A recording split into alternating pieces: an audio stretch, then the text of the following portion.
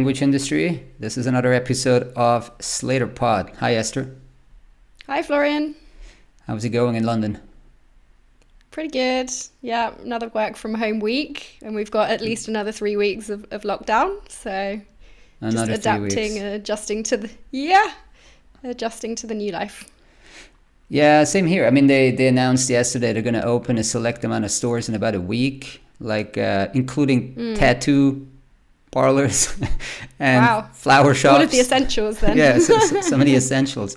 But the schools will only open in 2 weeks or 3 weeks, and then, they see how it goes. I mean, who knows if there's a second and a third wave?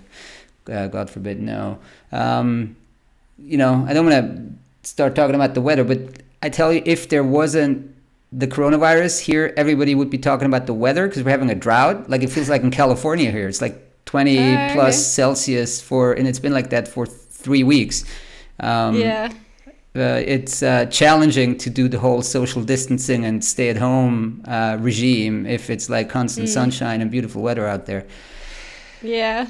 So, all right. So today we're going to talk a bit about the startup environment in the language industry. There's been some news over the weekend that you shared with me, Esther. Then we're also going to discuss TransPerfect and SDL. They gave some updates. We spoke about RWS last week. This week we're going to do TransPerfect and SDL. Some more kind of macro factors that might influence the demand for language services in tech. And then there was an interesting paper on gender bias in MT, and then generally there's kind of a flood of papers on MT right now with a conference. Well, I guess it's going to be that the conference is going to be virtual, but the papers have already been submitted. So a lot of interesting stories this week. First, let me make a quick announcement. We're going to publish our annual market report for 2020 what's the publishing date? Do we have a publishing date?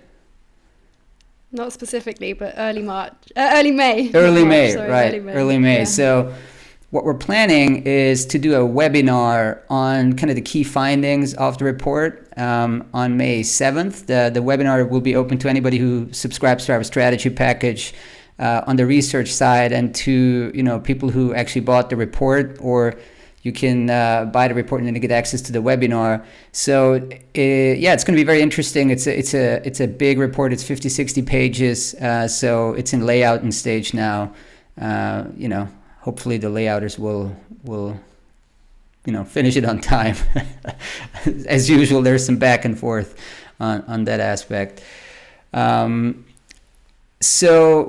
talk about how startups are doing specifically. There was a post by somebody from Unbabel over the weekend, a person called Maxim Khalilov. He was the director of applied artificial intelligence at Unbabel. I think it was based in Portugal, at least according to his LinkedIn profile. And he posted something on LinkedIn which got a lot of traction because he said that, as some of you might have heard, Unbabel is going through a reorg caused by COVID, and they're laying off a third of their staff. He mentioned anything from back-end, front-end engineers, linguists, product managers, designers, everything. And he even had there was a spreadsheet, a Google sheet, with the names of these people. I would assume, you needed to request access, which I didn't do because we're not hiring for those positions. But in a sense, I think that the point of the post was kind of a kind post that, hey, here is an amazing group of talent that if you have any roles, contact the HR person at Unbabel. And there was a very lively thread below of people actually, saying, hey, I do have open positions. Get in touch. So then I was like, okay, you're still it seemed like he was still the director of applied AI at Unbabel, but then now when I checked again yesterday, is actually he already moved to a food delivery provider. So right. Interesting, move, right? A food delivery is probably one of the very few beneficiaries of this current crisis. So he already moved there. Apparently this is based in Barcelona. I'm not sure where he's based though. So the broader story here though is that On the startup side, you're going to have to make sure that you, what they call, extend your runway. We spoke about this before, but now we're really seeing a big example in our industry. Unbabel obviously is the most, the best funded startup in this industry. They raised $60 million in a series C or D, I don't recall, in September. C, yeah. Was it C? Yeah, in September 2019. So that's less than a year ago. And they obviously ramped up very, very aggressively. And, the model, as we might have mentioned before, is you run a loss, you ramp up, but you really put some distance between you and the competition. And then hopefully you're going to, raise another round. So if you raise Series C, you're planning to raise Series D, probably, who knows, maybe the end of 2020. But now that prospect has dimmed considerably because, access to this kind of capital is very, very uncertain at the moment. So they probably looked at what they can do, and they had to make very severe measures and make these cuts in order to, what they call extend runway. So when you're looking at the language industry, they're actually the ones that raised the most recently. I mean, you have other startups that raised maybe a year or 2 years ago. So it'll be interesting to see how much runway they will have, or what steps they will take in terms of extending that runway. I presume many of them are still operating at a loss. So it's an interesting story. Obviously, also a sad story. I mean, I really hope that those people are finding new jobs. I mean, a lot of these people are very talented, I guess, in the AI space. So that shouldn't be too much of an issue. But I'm not speculating too much. Then, I mean, one of the beneficiaries, or one of the companies that, in terms of the startup universe, I would say DeepL is probably very well positioned to ride this out or even grow. I keep checking their Alexa ranking. That's kind of web traffic, or it's web traffic. So theirs continues to grow. Right now they're at like 440 or something. So they're the 440th most tracked traffic website in the world, DeepL. See, that really surprised me, because I know when we talk about DeepL, I mean, it's a lot about the Germany and the kind of German base as well. So I instinctively thought, okay, yeah, top 400 in Germany, cool, sounds good. But I mean, 400 or 400 and something in the world, that's pretty incredible, isn't it? They're top 20 traffic. In Germany. Or at least in Switzerland. Top 20 in Germany. And top 20 in Germany or Switzerland. I mean, that is massive. I mean, yeah. Because it's not a website that particularly people hear, other than those in the language industry.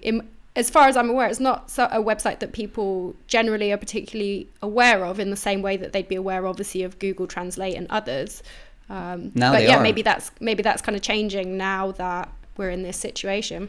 I mean, there has been a bit of a spike, but I think that's more related to their additional language coverage. I mean, they added, I think, Russian some time ago. Now they added Japanese and Chinese. So that will, of course, make it much more geared towards also the US and Asia in terms of the traffic.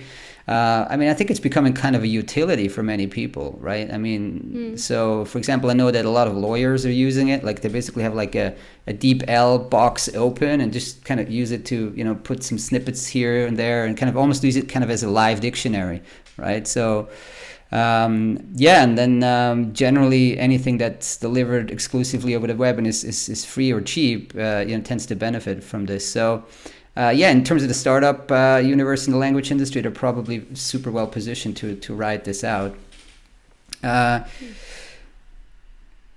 Then to move on to another topic, we had TransPerfect SDL. That's a lot more in the more kind of traditional space, more in a sense more solid, also stronger balance sheet type of universe. You have TransPerfect and SDL updating this week on revenues. I always find it fascinating that TransPerfect actually provides, now it's even quarterly revenue numbers. They're not, there's no need for them to do that. There's no need for them to publish any financial information, but we're glad they do, and we're glad they always take time to provide some comments for us as this time. So, Esther, how did they do? Can you share the results there with us? Yeah. So quarter one, so this is the 3 months to March 31st, 2020, revenues grew to 190 US dollars. So that was an increase of 14% on the same quarter million, in right? 2019. Yeah. That's a lot. I mean, if you annualize this, you're looking at almost like 800 million. And, you know, Q1 typically and is the not increase, the strongest. I mean, sorry, I was going to say the increase itself is about, in real terms, it's $24 million. That 14% interest increase, sorry. So, I mean, over the year, that's like potentially 100 million. Yeah, they did make a few acquisitions, though. So I wonder if True. they're not breaking that out. I mean, they did buy those dubbing studios, etc. Yeah, so good performance going like roaring into the first quarter, or out of the fourth quarter into the first quarter. Now, of course, they're taking a hit like anyone else at the moment. So Phil Shaw told us that he's expecting a softening in Q2, but then, you know, the optimist followed by a gradual return to normalcy for the remainder of 2020. I mean, we all hope that, but nobody knows. So they're also taking steps to cushion the blow, and they said they're trying to avoid layoffs for the time being, but who knows how that works out. In terms of the verticals, they said anything that's related to on-site conferencing and interpreting is basically evaporated, and travel and bricks and mortar retail is down a lot. We did ask about life sciences, right? Because we were wondering how kind of the disruption to some of the patient recruiting and in the clinical trial space is impacting those volumes. So they're saying it's still very steady. There's no major impact on the life sciences side. And so yeah, I mean, let's see if they provide Q2 figures as well. If, for example, if they're actually seeing a drop. I mean, so far it's been very much a rah story, right? It's always going up, and the 110th whatever consecutive quarter of growth. So let's see what happens once the numbers shift and have a minus instead of a plus attached to them. Similar story for SDL. We did cover kind of their heads up about 3 weeks ago when they told the markets that they were going to have to shift the full announcement because there was this, what was it? Like a moratorium? Or Yep. Okay. A moratorium. Or what do you call that? What did they call it? A moratorium. Oh, okay. No? What did you think I said? No, it's just a very strange word that you would never use in normal speech, I suppose. Yeah, I wonder why that basically happened. They weren't allowed, the government asked companies not to release any financial results for a set period of time in the UK. Okay. So we call that a moratorium on financial results, which sounds very grandiose and also a bit... Well, it is kind of grandiose. I mean, you're disrupting a major, the markets, right? The markets didn't know what was going on, basically. So, long story, what was going on at SDL is actually, like TransPerfect, very good performance going out of 2019, going into 2020, kind of high single-digit growth, somewhat improved margins. So it looks like their steady approach, with kind of buying only one company, not doing too much M&A, integrating very well, kind of consolidating, is actually starting to yield results. They're reporting on 3 different units, like language services, which is the biggest one. Language technologies, all the SDL group share, the SDL Trados, the new language cloud that's lumped in there, and then have content technologies with Tridion and some of these other products they have. So language services was up 20%. Pro forma, I mean, like when you're taking out some of the Donnelly acquisition related growth was like 4%. Then language technologies was up 7%. That includes, again, Trados and machine translation, etc. And then content technologies is up nearly 10%. So overall, solid performance, very solid performance. And they also assured the markets that they have a strong balance sheet. Apparently, they have like a credit line of like $60 million or pounds and net cash of 35. So they have about 100 million pounds in liquidity on the bank. So, I mean, they're all saying that. We spoke about it last time. So to make sure that the markets understand they're going to be around once the crisis passes. But they're also seeing, things are softening. And so they told us a bit about what they're doing in terms of, cost cutting or mitigation of costs. Can you remind us what they did? Yeah, so this was laid out really in 3 phases in terms of the COVID mitigation plan. Phase 1 is in full swing. Phase 2 and 3 are levers essentially that the SDL can decide to pull if they need to at a later date. But for now, they're concentrating on phase 1, carrying it all out, and also assessing what else is available to them potentially, like grants and furloughs and whatever else the different governments around the world in the countries they work in might support. So, yeah, I mean, they spoke a bit about inflationary pay rises, so actually freezing those for the moment. So typically they said that's around kind of 3%. It really falls into kind of 4 buckets what they're doing in phase 1. So one would be the freezing of inflationary pay rises until at least I think October of this year, and then they're going to review that as part of maybe the later phases. They're delaying new hires unless they're specifically business critical. And then obviously they've said sales, in particular sales, marketing and execs. I mean, nobody's traveling anywhere at the moment because of the lockdowns, so that is also saving on travel and entertainment, traveling expenses.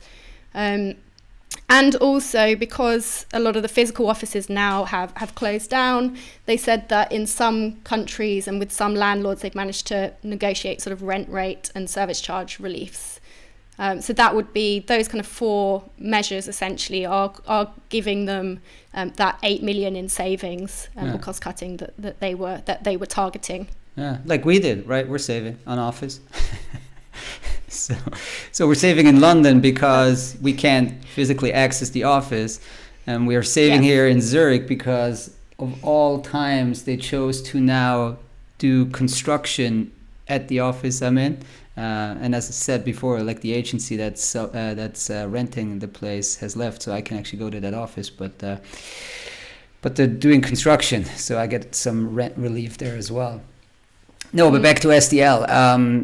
So yeah, I was actually quite surprised how open the CFO was when she was discussing those measures. That was very interesting. So thanks for that. I think her name is Senia Walters. So she was on the call with Adolfo Hernandez there that we did following the results. On the product news side, I think the one that caught my attention was that they're looking at moving SEL Trados, the storied CAT tool, to the cloud. So I think if I got this right, they're integrating it somehow into the language cloud they launched mid last year.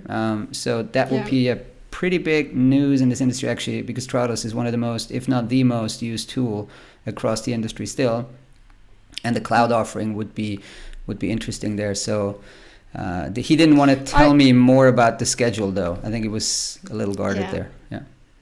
I also saw recently in the past few days that they're offering some kind of free machine translation for people specifically working on COVID as well. So I guess there are a few companies now who've started to potentially offer or give free access to certain people to some of their machine translation offerings as well. Yeah, that was actually not the free one, but the paid one. Their NMT offering did quite well. I don't have the number in front of me, but I think it grew. I mean, it was a bit heavy going in the past, like in 2 years ago, but now I think it's actually picking up speed.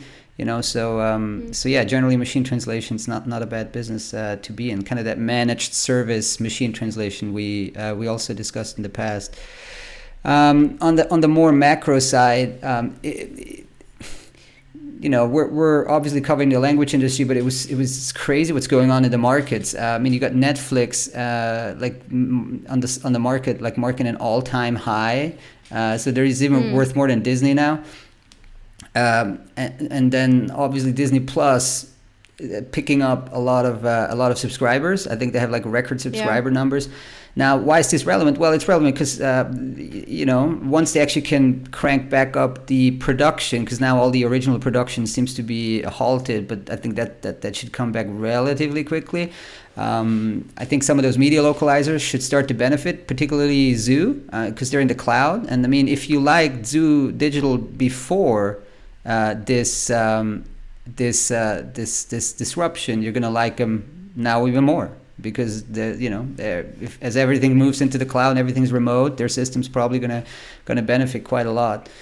And we also spoke when we discussed the RWS results that the large enterprise IT is one of the beneficiaries in weathering this crisis really well. And you can see that in Amazon's share price. I mean, Amazon's also in a record. A lot of it probably related to kind of the distribution and the e-commerce side, but they're also, of course, large buyers of translation services.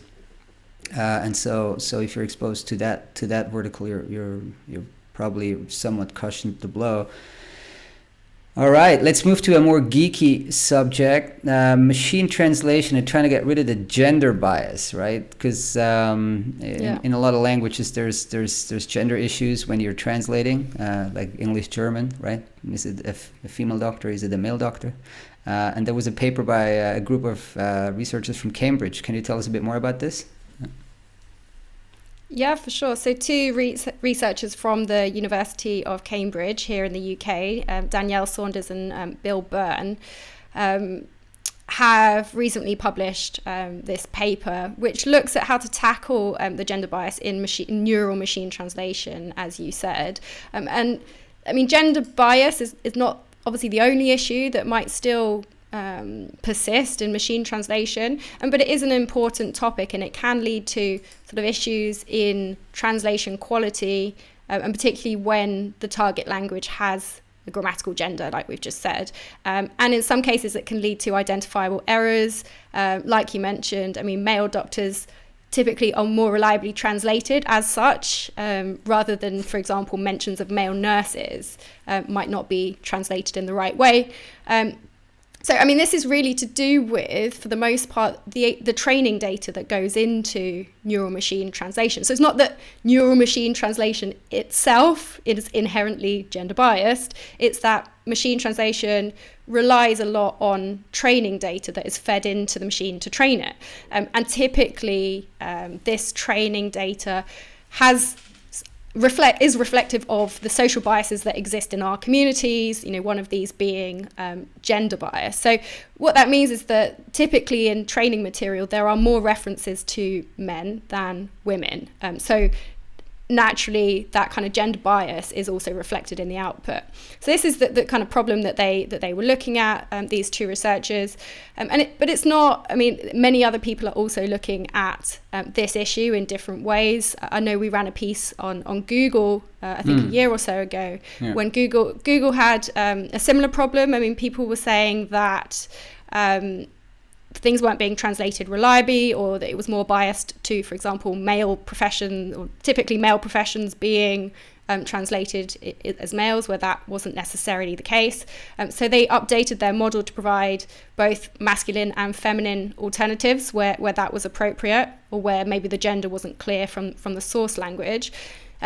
They made a few other changes as well, and Google then said, okay, we can reliably now produce feminine and masculine translations 99% of the time. However, researchers still said, right, well, there's problems that persist, and there are shortcomings with some of these models. So what these two researchers have done, they didn't look at how to improve the training data specifically. So obviously one solution, as I explained, would be potentially to remove the gender bias from within the training data. So before you actually run the NMT, just get rid of any bias that exists in the training data. That should remove or reduce the training data, the gender bias from the output. But that is quite time consuming, it's quite cumbersome because of the large volumes of training data that exists. So these researchers instead were looking at fine tuning, so approaching the gender bias issue as a domain adaptation problem. So they used a number of different methods, including transfer learning, and they were working with 3 language pairs. And as part of this, they showed that their models could also be applied to reduce gender bias in some of the commercial machine translation systems that they tested. So I think they worked with Amazon, Google, Microsoft, and Systran black box systems. Okay. Yeah. So some progress there, but obviously they do say it's not a solved problem, and they were looking only at sentence level gender bias, not anything in a wider context. Yeah, and that's where the trend's going, right? I mean, the document level is kind of the next frontier. We covered that in the past 12 months a lot. Samuel Leubli from the university here in Zurich is very active in that. But we picked up so many interesting NMT papers recently because I think it's a run up to this annual conference of the Association for Computational Linguistics. I think it was scheduled to happen in Seattle, and now it's moved online. So what's happening in ahead of these conferences, that there's kind of a flurry of papers being published on those preprint servers. I learned that now, right? It's preprint. So it's not an actual published and peer-reviewed paper, but it's a preprint. So we're typically tracking the archive, Cornell University's archive server. So they're publishing this before it's peer-reviewed ahead of these conferences.